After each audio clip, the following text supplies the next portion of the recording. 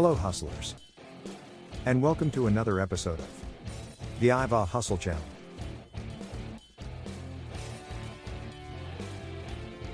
Where we provide education for freelancers and independent contractors. IVA Hustle can help you with things from startup to expansion and beyond. If this is the kind of information you find helpful, please hit the like button to let us know and help us out so we can continue to produce this kind of content to help hustlers like you. We also invite you to subscribe and tap the bell icon to be notified when we upload new content. And definitely share it on your social media to help get the messages out to others seeking the information we provide.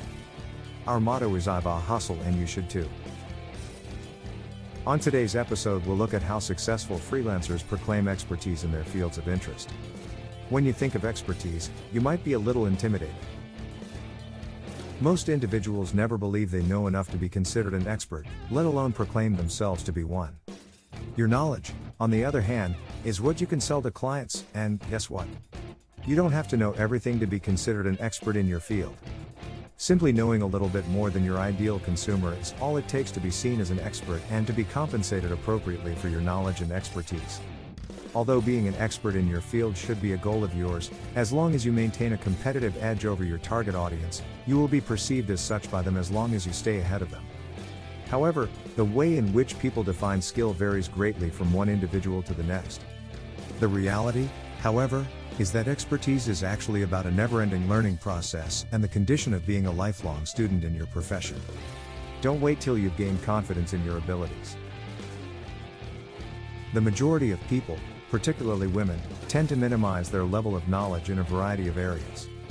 One explanation is that our culture does not like it when people act as if they are infallible experts unless they are males.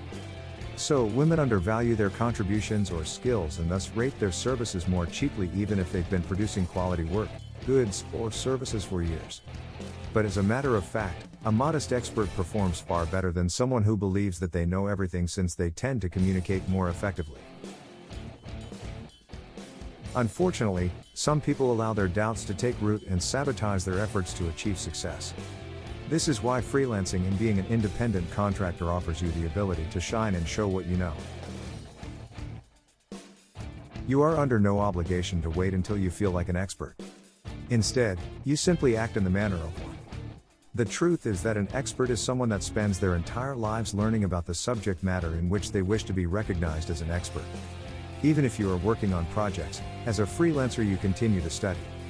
With each project you will continue to learn and practice your craft. All the while you are naturally progressing to the point where you are considered an expert on your field from your point of view. Concentrate on becoming an expert on the problems and solutions that your target audience faces.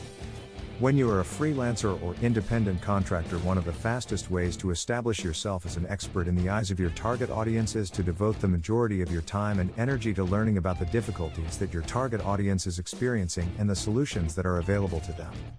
As a result, you may become an expert in determining which remedy is most effective for which degree of difficulty.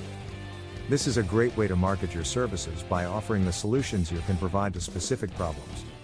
An expert always understands how to quote important data from reputable sources that their audience thinks to be reputable sources of information. How to use substantiation of your claims with facts in your marketing. To find clients, a freelancer should find out where their target market is located. Once you recognize where your target audience like to get their information, make it a point to cite those sources wherever possible in your blog articles, social media postings, and even in your books. You'll never know everything, and you'll never know what you don't know until you find out. There is one thing you must understand right now: you will never know everything there is to know about your topic or specialty. The primary reason for this is that we all have blinders on, and we never fully realize what we don't know until it's too late. Despite the fact that you and I both know a lot about the world, there are some fantastic things about it that others only know because of exposure. Your own audience may not be aware of what you are aware of, and you may believe it is absurd that they are not aware of what you are aware of owing to the obviousness of what you are aware of. However, because people do not understand what they do not understand, they have no method of expressing their queries in an appropriate manner. You almost certainly know more than you believe you do. Just like the majority of people who are enthusiastic about a subject. Most likely, you have something similar for your chosen specialization and field. You know a lot more than you believe you do just through reading, experiencing issues and finding answers, and conducting the research you've done to this point.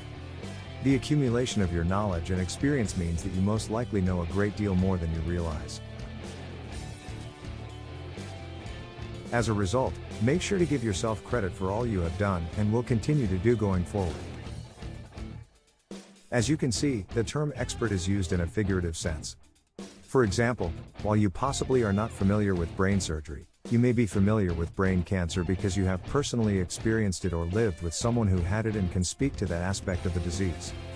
Another example, if you studied the history of France in school but have never visited the country, you are still considered an expert to someone that has only seen France in a movie or commercial. If you want to become a freelance tour guide, use your history knowledge to create a package to take others along with you to visit France. You'll be learning more about the country while sharing what you've studied in school. Or try freelance house sitting in the country or choice and host expat tours to help newly relocating visitors become familiar with the local scene. This allows you to share your expertise and experiences while still learning. Furthermore, in order to be effective in selling your knowledge, you simply need to know a little bit more than your target audience. As an expert freelancer or influencer, bear in mind that you will need to continue studying for the rest of your life. That's all for now, and thanks for watching. Again, if you found the information helpful, please hit the like button. It lets us know what kind of content to produce to help hustlers like you. As long as you're doing that, please share this video to help others learn more about being an expert freelancer. This way you'll be able to show yourself as someone who knows how to find the facts and substantiate their expertise.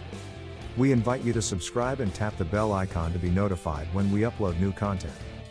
For more information about IVA Hustle, visit us at ivihustle.com or click the link in the description below. You can also grab a copy of the IVA Hustle Big Book of Freelancing from Amazon. It's full of startup ideas including tips and tactics to start freelancing gigs quickly using the skills you already have. In fact, it includes the 27 top side gigs for today's hustlers along with step-by-step instructions for getting up and running fast with your business.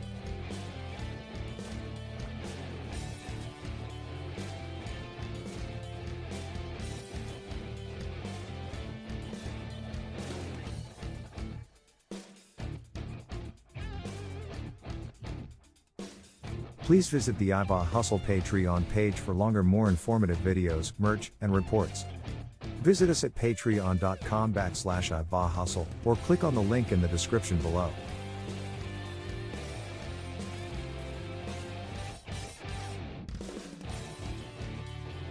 Thanks for watching, and be sure to check out our other videos. Until next time, hustlers, goodbye.